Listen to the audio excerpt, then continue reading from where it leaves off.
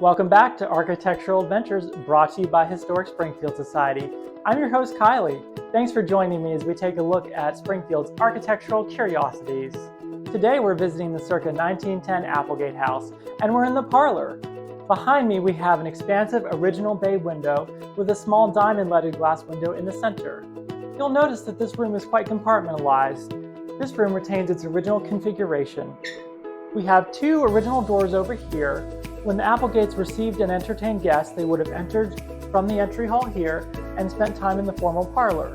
And then they would have used this hallway to access the dining room. This is a holdover from the Victorian era. This door here would have served the function of separating the private familial spaces such as the bedrooms from the public entertaining spaces. And now, if you'll follow me into the dining room, there's a few more things I want to show you. Welcome to the dining room. You may notice that we've entered a late 60s, early 70s time warp. This remodel is attributed to the Strickland family that owned the home at that time. You'll notice the unusual paneling with the imagery burned into the surface. The Stricklands owned Economy Printing Company, which was located on West Beaver Street in Jacksonville.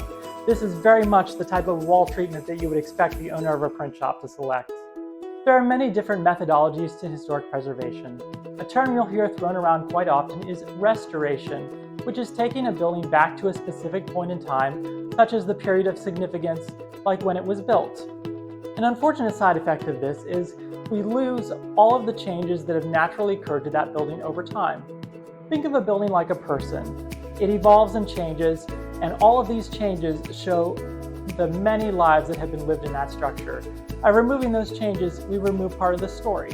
So I will leave you with that thought, and we will take a look at this fabulous mid-century pass-through. When the light shines through this art glass, it is just the sight of perfection. Thanks for joining me on Architectural Adventures. We'll see you next time.